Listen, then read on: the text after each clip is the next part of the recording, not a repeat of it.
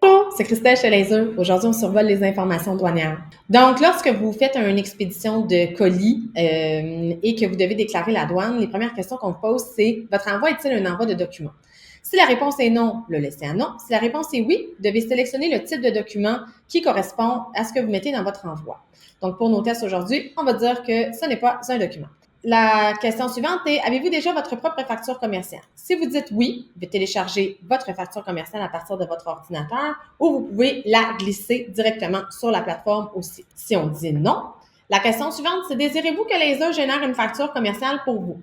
Donc, si la réponse est oui, en ce moment-là, on doit compléter l'information à la douane.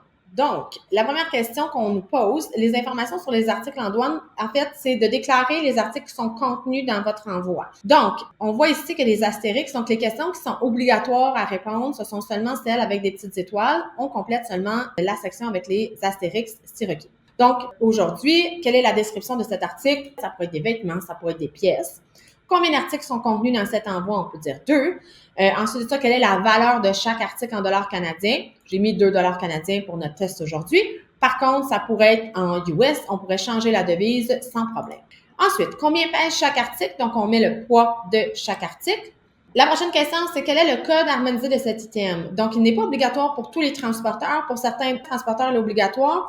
Suivez les instructions avec les étoiles. Si vous avez déjà le code harmonisé, je vous recommande de le mettre. Ensuite de ça, quel est le type d'article USMCA? Donc, si vous avez l'information encore là, je vous recommande de le mettre, mais ce n'est pas une information obligatoire.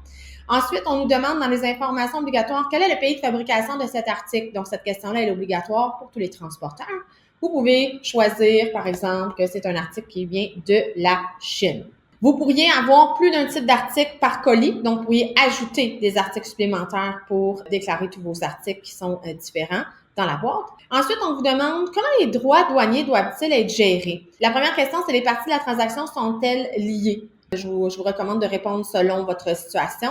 Vous devez sélectionner un incoterm. Donc, encore là, vous sélectionnez l'incoterm qui correspond au type de déclaration que vous avez besoin de faire.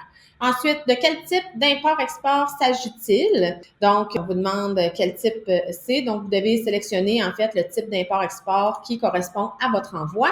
Et ensuite, pour terminer, on vous demande quelle partie doit être facturée pour les droits de douane? Est-ce que c'est l'expéditeur? Est-ce que c'est le receveur? Est-ce que c'est quelqu'un d'autre? Ensuite de ça, on peut choisir en fonction de votre situation. On vous demande ensuite, pour terminer, avez-vous d'autres documents douaniers à téléverser? Si la réponse est oui, vous pouvez faire ajouter votre document s'il y a lieu. Si la réponse est non, vous dites non et on clique tout simplement sur finaliser la commande.